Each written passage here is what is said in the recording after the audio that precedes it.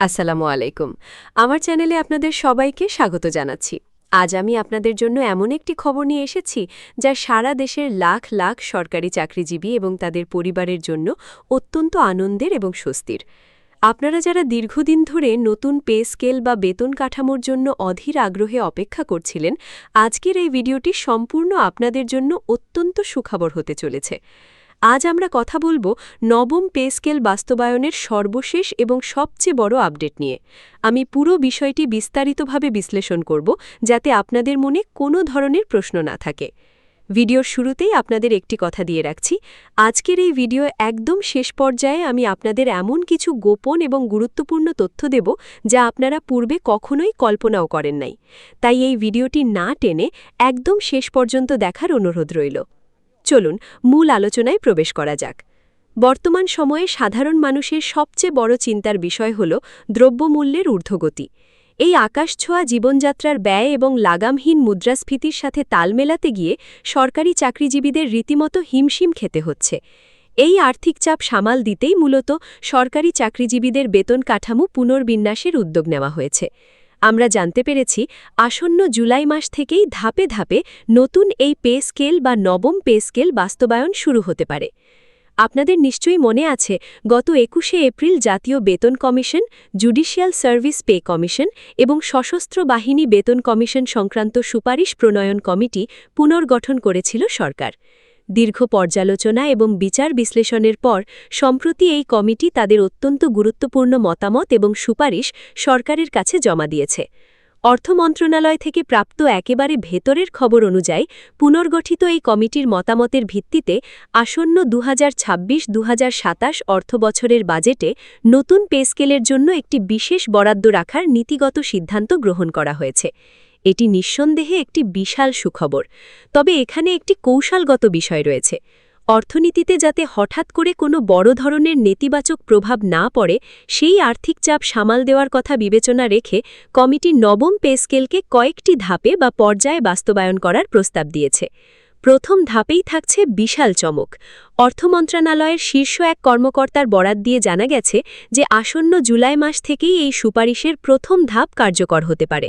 আর এই প্রথম ধাপটি হল সরাসরি মূল বেতন বা বেসিক স্যালারি বৃদ্ধি। অর্থাৎ চাকরিজীবীরা শুরুতেই তাদের মূল বেতনের একটি বড় উল্লম্ঘন দেখতে পাবেন। এরপর পরবর্তী ধাপগুলোতে পর্যায়ক্রমে চিকিৎসা ভাতা থেকে শুরু করে যাতায়াত, টিফিন সহ অন্যান্য সব ধরনের ভাতা বৃদ্ধি করা হবে। সচিব কমিটির সুপারিশের এই বিষয়টি বর্তমানে নিবিড়ভাবে পর্যবেক্ষণ করা হচ্ছে এবং আসন্ন বাজেটে এর জন্যই মূলত বিশেষ বরাদ্দ রাখার প্রক্রিয়া চলছে। তবে হ্যাঁ, এই পুরো প্রক্রিয়াটি বাস্তবায়নের জন্য সরকারের একেবারে উচ্চ পর্যায় থেকে চূড়ান্ত সিদ্ধান্ত বা অনুমোদন আসতে হবে। এবার একটু পেছনের দিকে ফিরে তাকানো যাক। আপনারা সবাই জানেন, দেশে সর্বশেষ অষ্টম পে স্কেল ঘোষণা করা হয়েছিল সেই ২০১৫ সালে।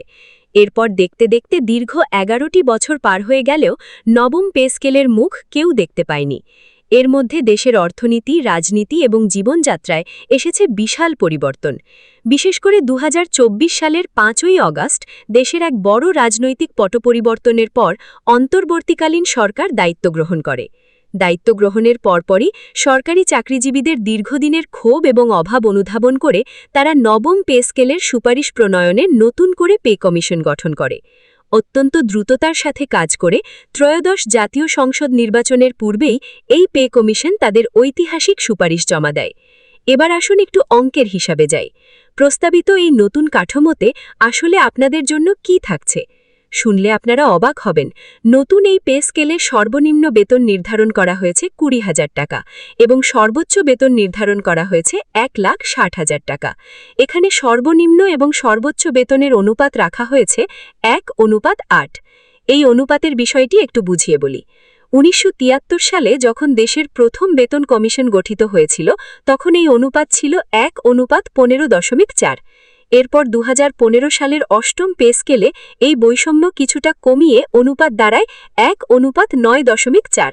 আর এবার প্রস্তাবিত নতুন কাঠামোতে এই অনুপাত আরও কমিয়ে এনে সর্বনিম্ন পর্যায়ে আনা হয়েছে, যা হল ১:৮। এর মানে হল উচ্চপদস্থ এবং নিম্নপদস্থ কর্মচারীদের বেতনের মধ্যকার বৈষম্য আগের চেয়ে অনেক কমে আসবে। এটি একটি অত্যন্ত যুগান্তকারী পদক্ষেপ। বিষয়টি আরও পরিষ্কার করার জন্য একটি বাস্তব উদাহরণ দিচ্ছি। ধরুন, বর্তমানে ঢাকা সিটি কর্পোরেশন এলাকায় কর্মরত ২০তম গ্রেডের একজন কর্মচারীর কথা।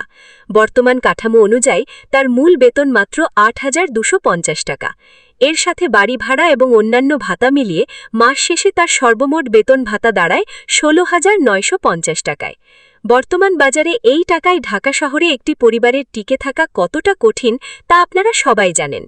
কিন্তু প্রস্তাবিত নতুন বেতন স্কেল অনুযায়ী ২০তম গ্রেডের ওই একই কর্মচারীর মূল বেতন ১ লাফে বেড়ে হবে ২০,০০০ টাকা। আর এর সাথে যখন নতুন কাঠামোর ভাতাগুলো যুক্ত হবে, তখন তার সর্বমোট বেতন ভাতা গিয়ে দাঁড়াবে ৪১,৯০৮ টাকায়। কোথায় ১৬,৯৫০ টাকা আর কোথায় ৪১,৯০৮ টাকা। এটি সত্যিই একটি অভাবনীয় পরিবর্তন, যা নিম্ন গ্রেডের কর্মচারীদের জীবনমান সম্পূর্ণ বদলে দেবে। শুধু ২০তম গ্রেড নয়, ১৯তম থেকে শুরু করে একেবারে প্রথম গ্রেড পর্যন্ত সব স্তরে ভাতা বাড়ানোর প্রস্তাব রাখা হয়েছে এই রিপোর্টে। তবে এখানে একটি ভারসাম্য বজায় রাখার চেষ্টা করা হয়েছে। যাতায়াত ভাতা, টিফিন ভাতা, ধোলাই ভাতা এবং ঝুঁকি ভাতার মতো যে সুবিধাগুলো নিম্ন গ্রেডের কর্মচারীরা পেয়ে থাকেন, সেগুলোর ক্ষেত্রে বড় ধরনের সংশোধনের প্রস্তাব রয়েছে। তবে প্রথম থেকে নবম গ্রেড পর্যন্ত কর্মকর্তাদের ভাতা বৃদ্ধির হার তুলনামূলকভাবে একটু কম দেখা যেতে পারে। এর একটি বড় কারণ, পঞ্চম গ্রেড এবং তার উপরের কর্মকর্তাদের গাড়ি সুবিধা নগদায়নের যে ভাতাটি রয়েছে তা এই হিসাবের মধ্যে ধরা হয়নি।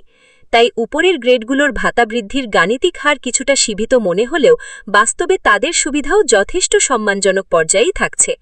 এর পাশাপাশি আরও একটি অত্যন্ত গুরুত্বপূর্ণ বিষয় এই সুপারিশে যুক্ত করা হয়েছে।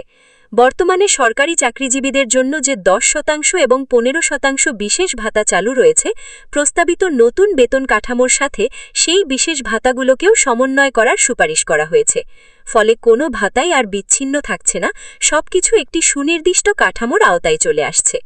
আমি ভিডিওর শুরুতে আপনাদের কথা দিয়েছিলাম যে একেবারে শেষে এসে আমি আপনাদের এমন কিছু গোপন এবং গুরুত্বপূর্ণ তথ্য দেব যা আপনারা পূর্বে কখনোই কল্পনাও করেন নাই। এখন আমি সেই বিষয়টি আপনাদের সামনে তুলে ধরছি। আপনারা অনেকেই হয়তো ভাবছেন, পে স্কেল মানেই তো একসাথে অনেকটা টাকা। কিন্তু গোপন বিষয়টি হল সরকারের মাস্টার প্ল্যান। সরকার কেন ধাপে ধাপে এটি বাস্তবায়ন করতে চাচ্ছে? কারণ এর আগে যখনই দেশে নতুন পে স্কেল দেওয়া হয়েছে, তখনই তার সুযোগ নিয়ে অসাধু ব্যবসায়ীরা রাতারাতি বাজারের সব জিনিসের দাম বাড়িয়ে দিয়েছে। ফলে সরকারি চাকরিজীবীদের বেতন বাড়লেও দিন শেষে সাধারণ মানুষ এবং খোদ চাকরিজীবীরাও মুদ্রাস্ফীতির জাতাকলে পিষ্ট হয়েছেন।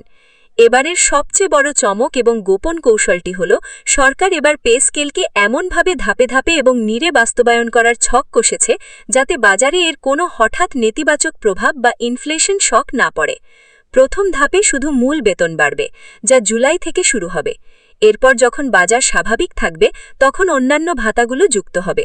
এর ফলে ব্যবসায়ীরা একসাথে জিনিসের দাম বাড়ানোর কোনো অজুহাত বা সুযোগ পাবে না। আর ২০তম গ্রেডের বেতন যে ১৬,০০০ থেকে ১ লাফে প্রায় ৪২,০০০-এ উন্নীত হতে যাচ্ছে, এটি সাধারণ চাকরিজীবীদের জন্য এমন এক আর্থিক স্বাধীনতার দুয়ার খুলে দেবে যা বিগত ১১ বছরে কেউ কল্পনা করতে পারেনি। ১০ এবং ১৫% যে বিশেষ ভাতা বর্তমানে আছে, তা মূল বেতনের সাথে এমনভাবে মার্জ বা সমন্বয় করা হচ্ছে, যার ফলে চাকরিজীবীদের অবসরে যাওয়ার পর পেনশনের টাকার অঙ্ক কল্পনাতীতভাবে বেড়ে যাবে।